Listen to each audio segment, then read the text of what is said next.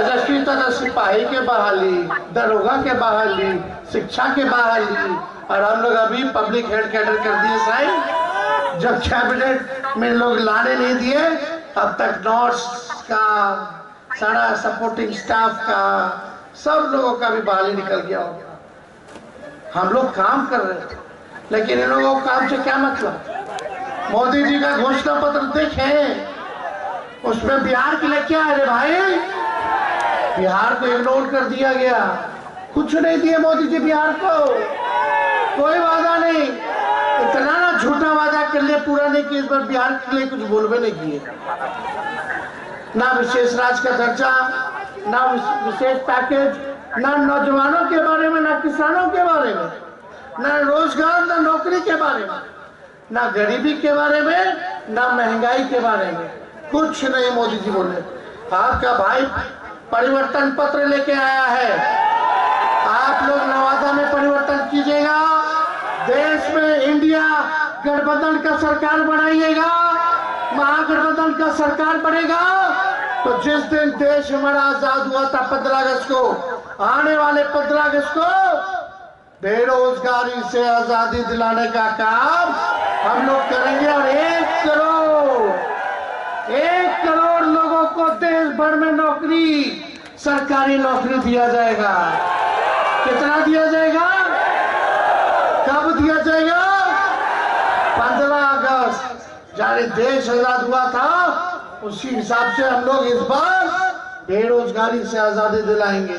हम लोग जो कहते हैं वो करके दिखाते हैं। हम बोलते थे ना 10 लाख देंगे, हम तो विपक्ष में थे, लेकिन फिर भी हम सरकार में आ गए 17 महीना, और कम से कम 5 लाख तो दे दिए।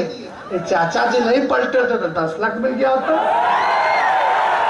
और वही जब हम बोलते थे 10 लाख देंगे, तो हमारे चाचा कहते रहे, कहाँ से आई पैसा? अपन बाप के पास से ला के देगा। बोलते थे कि नहीं बोलते थे? असंभव है। अगर चाचा जी कहते कि वो दिए, तो कहे नहीं 17 साल में दे दिए थे भाई। अब बोलते कि उन्हीं का एजेंडा था। अरे सबसे पहले बात मेरे ना मुंह से सुने थे 20 में, लेकिन कोई बात नहीं, चाचा है, सम्मान करते हैं। हम तो उन्हीं के हाथों से बंटवाए नियुक्ति पर, जो असंभव कहते थे। खैर वो अलग बात। आने वाला रक्षाबंधन को गरीब परिवार की बहनों को हर 1 साल 1 लाख रुपया का हम लोग सहायता करेंगे। तो रक्षाबंधन आने वाला, 1 लाख लोगों को 1 लाख जो है गरीब परिवार की बहनों को हर साल हम लोग मदद करेंगे। महंगाई कितना बढ़ गया मोदी जी के राज में, आप देखोगे 1200-1500 में सिलेंडर गैस मिल रहा है। हम लोगों का सरकार बनेगा तो 500 रुपया हम लोग कर देंगे। और ठीक है, अग्निवीर योजना को खत्म किया जाएगा। सबसे पहले क्या है भाई अग्निवीर योजना? 4 साल में हट जाओगे, हटा दिया जाएगा। ना शहीद का दर्जा मिल रहा है अग्निवीर में, ना कैंटीन का सुविधा मिल रहा है, ना पेंशन मिल रहा है। और 4 साल बाद क्या करेगा हमारा नौजवान भाई 22 साल की उम्र में? अच्छे से मूंछों नहीं उगा होगा और रक्षा कर रहा है भारत माता की। हम लोग पुराना जैसे बाली होता था, लंबा आप लोग सेवा दे सकेंगे। जो हमारा भाई भारत माँ की रक्षा करना चाहता है उसको पेंशन भी मिलेगी, कैंटीन की व्यवस्था मिलेगी, सुविधा मिलेगा, आपका इलाज का हर चीज देखा जाएगा, शहीद का दर्जा मिलेगा। केवल सेना में ही नहीं, जो पैरामिलिट्री फोर्स है, अर्धसैनिक बल है, पूछ लीजिए इन लोगों से, ड्यूटी पे आएंगे चुनाव में, पूछना। हम लोगों का पुराना मांग है कि लोगों को शहीद का दर्जा मिलना चाहिए। जितना पैरामिलिट्री फोर्स है, सीआरपीएफ हो गया, सीआईएसएफ हो गया, आईटीबीपी के लोग हो गए, इनसे पूछना कि शहीद का दर्जा मिलता है? जब ड्यूटी पे लोग शहीद होता है तो नहीं मिलता है। हमारी सरकार आएगी तो अर्धसैनिक बलों को जितने हैं उन सबको शहीद का दर्जा हम लोग देने का काम करेंगे। बिहार में इतना महंगा हो गया कि नहीं बिजली, हम लोगों की सरकार आएगी तो 200 यूनिट फ्री बिजली हम लोग आप लोगों को देने का काम करेंगे। और राज्यों में फ्री में बिजली मिल रहा है, बिहार में कहीं नहीं मिल सकता है। पहले ही लोग बोलते थे नौकरी नहीं दे पाएंगे, नहीं दे पाएंगे, तेजस्वी आया तो करके दिखाया। आप लोग मौका दोगे तो फ्री में 200 यूनिट बिजली हम लोग दिलाने का आप लोगों को काम करेंगे। ये सारा काम करेंगे। ओल्ड पेंशन नियम को लागू करेंगे। 5-5 हवाई अड्डा हम लोग जो है बनाएंगे। विशेष राज्य का दर्जा देंगे और विशेष पैकेज भी देंगे 1,60,000 करोड़ का।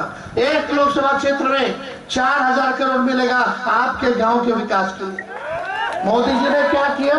कुछ नहीं किया, केवल 4 चीज किया है। 4 चीज किया, याद रखना। 4 चीज क्या किया? पहला काम क्या कि बेरोजगारी बढ़ा दी। दूसरा काम क्या किया? महंगाई को बढ़ा दिया। तीसरा काम क्या किया? गरीबी को बढ़ा दिया। चौथा काम क्या किया रे भाई? जुमला दे दिया। खाली झूठ। मोदी जी इतना झूठ बोलते हैं कि गोबर को भी हलवा बना देते हैं। इतना झूठ बोलते हैं। इसलिए ये बड़का झूठा पार्टी यानी बीजेपी से बच के रहिएगा।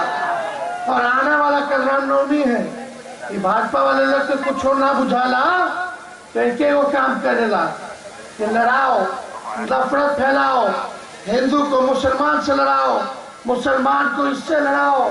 यही काम में लोग लगेगा। हम लोगों ने तलवार नहीं दिया, हम लोगों ने कलम दिया है, नौकरी दी है। ये भाजपा के लोग तलवार बांटने का काम करेंगे।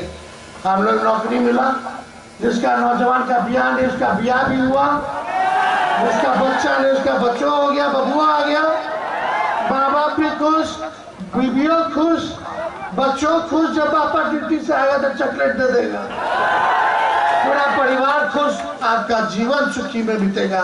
लेकिन जिसके हाथ में तलवार है, ये भाजपा वाला लोग। नौकरी का मतलब आदरणीय तेजस्वी जी आएंगे।